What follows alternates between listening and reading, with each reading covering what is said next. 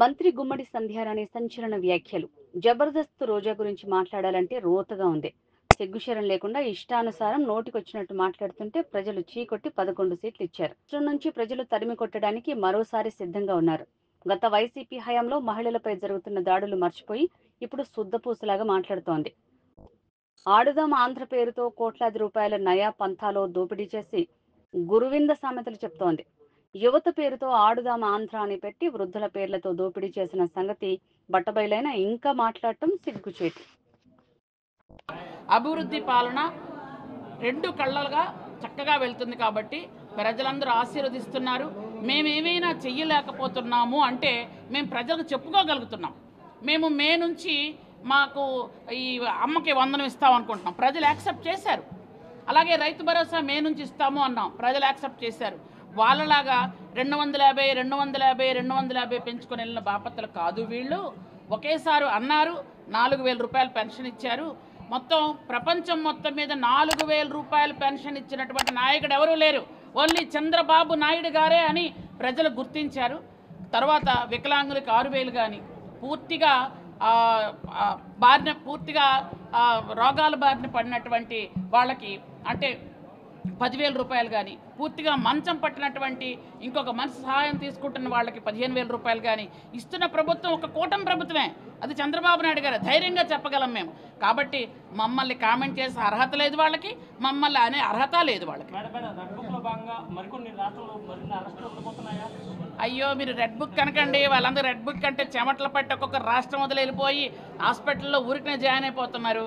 Red బుక్లో ఏంటంటే పూర్తిగా గత 5 సంవత్సరాలు అక్కడ ఉన్నటువంటి రాజ్యాంగాన్ని పక్కన పెట్టి మహిళలను అవమానపరుస్తూ, అలాగే రాజ్యాంగబద్ధంగా కాకుండా అవమానపరిచే విధంగా తిట్లతో, అలాగే అక్కడ అధికారులు వాళ్ళ డ్యూటీలు వాళ్ళు చేయకుండా ఉన్న వాళ్ళని ఖచ్చితంగా శిక్షించడం జరుగుతుంది అని చెప్పారు.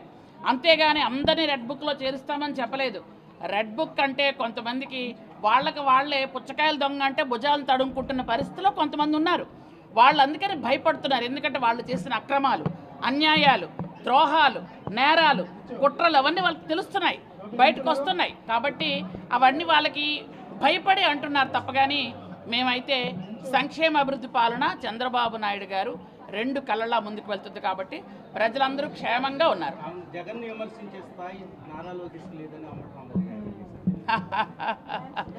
ఎందుకు పులివెందుల ఎమ్మెల్యే అయినా ఆయన పులివెందుల ఎమ్మెల్యే, ఈయన మంత్రి, కరెక్ట్. ఈయన పెద్ద స్థాయి, ఆయన తక్కువ స్థాయినా కొంచెం చిన్నలతో విమర్శింపలు చేస్తాం. ఈసారి ఆయన స్థాయి ఎవరున్నారంటే వెతికితే దొరకరేమో బహుశా. ఎందుకంటే అంత దిగజారిపోయిన స్థాయి ఆంధ్రప్రదేశ్లో ఇంకెవరికీ లేదు. జగన్మోహన్ రెడ్డి లాగా హత్యలు, నేరాలు, ఘోరాలు, ఇంట్లో తల్లిని మెడపట్టుకుని బయటకు గెంటేయడం, చెల్లికి ఆస్తి ఇవ్వబడుతుందని బయటికి నెట్టేయడం, అలాగే బాబాయిని చంపడానికి ప్లాన్ చేయడం, ఇలాంటి దౌర్భాగ్య బుద్ధులు ఉన్నటువంటి ఇంకొక వ్యక్తిని వెతకాలంటే కష్టమే. అలాంటి వాళ్ళు ఎవరైనా ఉంటే అప్పుడు మేము కామెంట్ చేయిస్తాంలేండి. పగటకల్లా కనొద్దని చెప్పండి. పాపం ఇంత రోజులు 5 సంవత్సరాలు తాడేపల్లి కొంపలో ఆయన కన్నది పగటకల్లలే. మహానుభావుడు లెగ్గు, ఆ లెగ్గు రోజా లెగ్గు, 2 లెగ్గులు ఉన్నాయి అక్కడ. ఆ లెగ్ వచ్చింది, కరోనా వచ్చింది. 3 సంవత్సరాల అభివృద్ధి లేదు, సంక్షేమం లేదు, పరిపాలన లేదు. ఆ తర్వాత ఆయనకు పరదాలు, గోడలు ఇవి ఉంటే కానీ బయటకు రాడు. ఆయనకు మనుషులే కాదు, చెట్లు పడవు. కాబట్టి అట్లాంటి మనిషి మళ్ళీ అధికారంలోకి రావాలి అని అంటే ఏమో యుగం అంతమైపోతుందేమో, వస్తే అప్పుడు రావాలి. Thank you.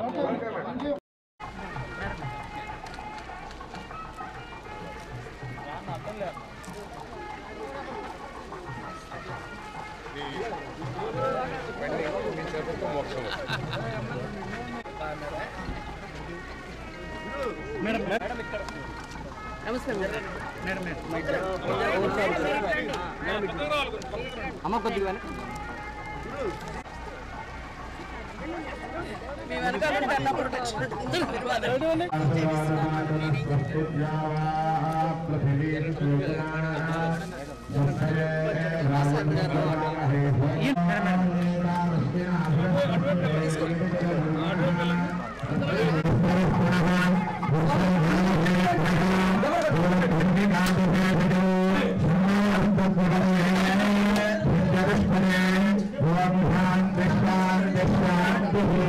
Krishna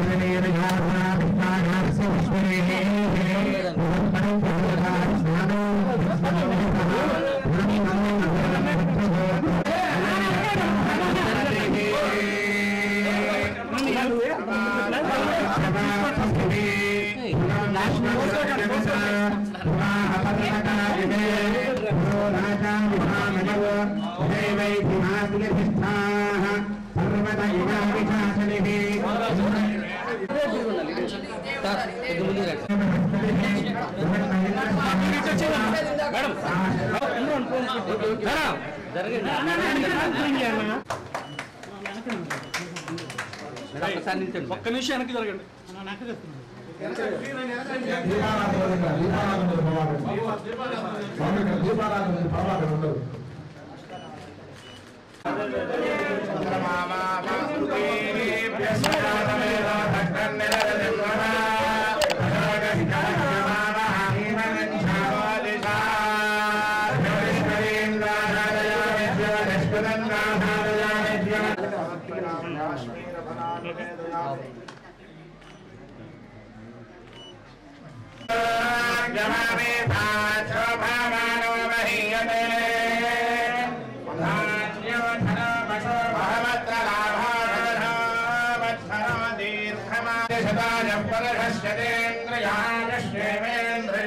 प्रतिष्ठते रोचनान Shobhan Shobhana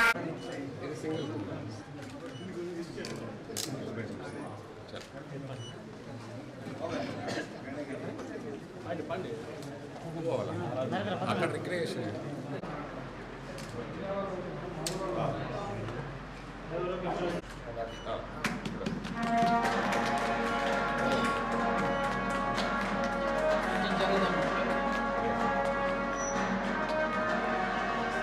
Gracias.